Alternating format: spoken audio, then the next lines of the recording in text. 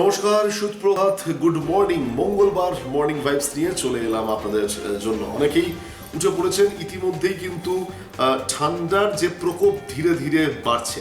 সাধারণত এই সময়টা কালী পুজোর পরপর নভেম্বর ডিসেম্বর এই সময়টাই কিন্তু শহর কলকাতায় একটু ঠান্ডার আবেশ পায়।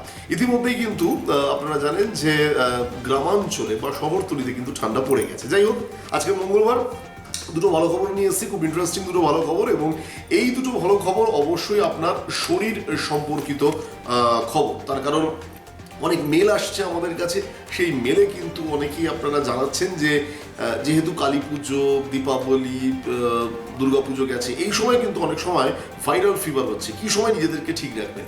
তো আপনার শরীর সম্পর্কিত আজকের মঙ্গলবারের দুটো ভালো খবর দেবো। তাহলে আসুন, প্রথম ভালো খবর কি অপেক্ষা করছে আপনার জন্য একবার দেখে নেওয়া যাক।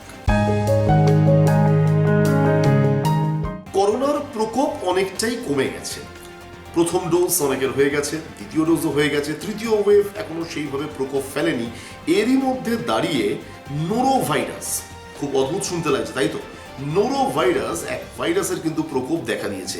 এই নোরো ভাইরাস কি, আপনি কিভাবে সতর্ক থাকবেন, আমরা চিকিৎসকদের সাথে কথা বলেছিলাম এবং চিকিৎসকদের মতামত অনুযায়ী আসুন নোরো ভাইরাস কি এবং কিভাবে আপনি সতর্ক থাকবেন, কি করবেন আর কি করবেন না সেদিকে একটু নজর রাখবো।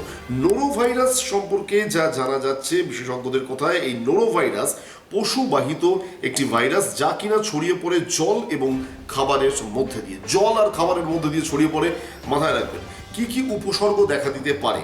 বমি করা বা বমি বমি ভাব যদি আপনার হয়, তাহলে মাথায় রাখতে হবে সেটা কিন্তু নোরো ভাইরাসের অন্তর্গত। এছাড়া ডায়রিয়া হতে পারে, মাথা ব্যথা হতে পারে, পেশি ব্যথা হতে পারে, জ্বর আপনার হতে পারে, শরীরে জল শূন্যতা দেখা দিতে পারে, ক্লান্তি হতে পারে, গোটা শরীরে ব্যথা অনুভব করতে পারেন। আমি আবারও একটুখানি যে সিমটমগুলো আছে একটুখানি নোট ডাউন করবেন। ক্লান্তি, গোটা শরীরে ব্যথা, শরীরে জল শূন্যতা, জ্বর জ্বর ভাব হতে পারে, মাথা ব্যথা হতে পারে, পেশি ব্যথা হতে পারে, ডায়রিয়া হতে পারে, বই বই ভাব হতে পারে। তাহলে আপনি কি করবেন, মানে কিভাবে আপনি সতর্ক থাকবেন? আপনার আশপাশের পরিবেশ স্বাস্থ্যকর কিনা তা অবশ্যই আগে দেখে নিন, নিশ্চিত করুন। চেষ্টা করুন বাসস্থান এবং চারপাশে পরিষ্কার পরিচ্ছন্ন রাখার। খাওয়া দাওয়া আগের থেকে হাত ধুয়ে খাওয়া দাওয়া খেলেই ভালো।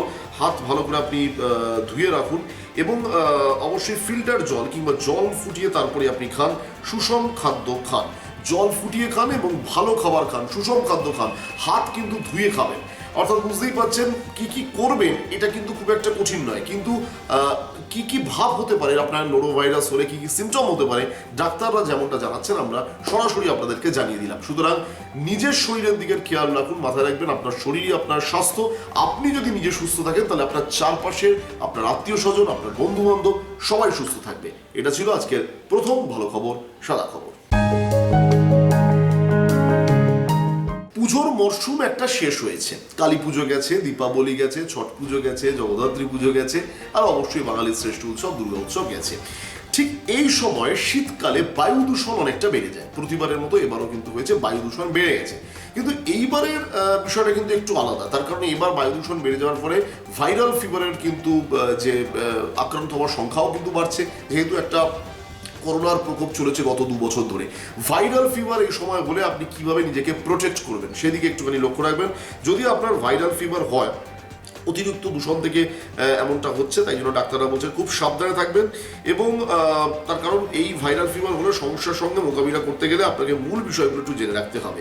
বাতাসের দূষণের প্রভাব বেড়ে গেলে তার সরাসরি প্রভাব ফেলবে আপনার শরীরে অক্সিজেনের মাত্রার উপর, এবং এতে অবশ্যই ব্যাকটেরিয়াল কিংবা ভাইরাল ইনফেকশনের সম্ভাবনা অনেকটাই বেড়ে যায়। নিউমোনিয়া, ব্রঙ্কাইটিস, টিবি রোগ অতি সহজেই আপনার শরীরে বাসা বাঁধতে পারে, এবং এই কোভিড কালে এমন রোগ যদি হয় তাহলে কিন্তু মৃত্যুর আশঙ্কা অবধি হতে পারে। তাহলে সেক্ষেত্রে আপনাকে কী করতে হবে? অবশ্যই বাড়তি আপনার শরীরের দিকে খেয়াল রাখতে হবে। নিজের একটু বাড়তি খেয়াল রাখবেন। সামান্য জ্বর জ্বর ভাব কিংবা মাথা যন্ত্রণা কিংবা বুকে কফ জমে গেলে কিংবা অ্যালার্জির মতো সমস্যা মোটেও হালকাভাবে নেবেন না, কারণ এগুলো দূষণের ফলে ভয়ঙ্কর আকার ধারণ করতে পারে। অনেকের আবার সারাক্ষণ আচ্ছন্ন ভাব থাকে, ক্লান্তি বেশি হলেও চিন্তার বিষয়। কোনো চিকিৎসকের অবশ্যই পরামর্শ নিতে পারেন। তাহলে ইতিমধ্যেই বায়ু দূষণ বেড়ে গেলে অনেকেই অ্যালার্জির ভাব থাকে, এবং আমারও রয়েছে এই অ্যালার্জির ভাব, অর্থাৎ বায়ু দূষণের পরে একটা সর্দি কাশির একটা ভাব হয়। এই জায়গায় দাঁড়িয়ে যদি একদিনে আপনার সর্দি কাশি জ্বর না সারে, তাহলে অবশ্যই আপনি কিন্তু চিকিৎসকের পরামর্শ নিন। তার কারণ এই সময় শীতের প্রকোপ যেহেতু বাড়ে, বায়ু দূষণের প্রকোপও সাধারণত বাড়ে। কিন্তু এই কালে এই যাবৎ 2020 এবং 21 যেহেতু একটা কোভিডের আমরা শিকার হয়েছি, সুতরাং এখনো কিন্তু গোটা পৃথিবী কোভিড মুক্ত নয়। তাহলে এই জায়গায় দাঁড়িয়ে একটু প্লিজ নিজের শরীরের দিকে খেয়াল রাখবেন। এই ছিল আজকে দ্বিতীয় ভালো খবর, সাদা খবর। আজকে দুটো ভালো খবর দিলাম আপনার শরীরের কথা ভেবে, আপনার স্বাস্থ্যের কথা ভেবে। এই ছিল আজকে দুটো ভালো খবর। মর্নিং ভাইবস, চেষ্টা করি আপনাদের জন্য এমন কিছু খবর নিয়ে আসতে যেটা রাজ্য রাজনীতির সাধারণত বাইরে হবে এবং আপনি যেন নিজে এই খবর দেখে একটু ভালো থাকতে পারেন। যেতে যেতে আবারও একই কথা প্রতিদিনের মতোই বলবো, দিশাশক্তি নিউজকে আপনারা কিভাবে পাবেন। আমাদের Facebook page address Dishashakti news, page likes করতে আপনারা ভুলবেন না। আমাদের YouTube channel address Dishashakti news YouTube channel subscribe করতে আপনারা ভুলবেন না। আমাদের ইনস্টাগ্রাম অ্যাড্রেস দিশা_শক্তি_নিউজ। খবরের ছোট ছোট সংস্করণ আমরা গ্রাফিক্সের মাধ্যমে সাধারণত এই ইনস্টাগ্রামে নিয়ে আসি।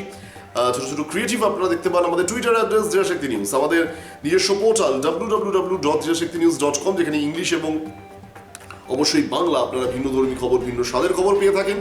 এবং এর পাশাপাশি অবশ্যই রয়েছে আমাদের নিজস্ব মেল আইডি www.দিশাশক্তিনিউজ.com। এটা তো আমাদের ওয়েব পোর্টাল অ্যাড্রেস বললাম। আমাদের মেল অ্যাড্রেসটা একটুখানি নোট ডাউন করবেন, দিশাশক্তিনিউজ.com, এবং এর পাশাপাশি দিশাশক্তিনিউজ@gmail.com।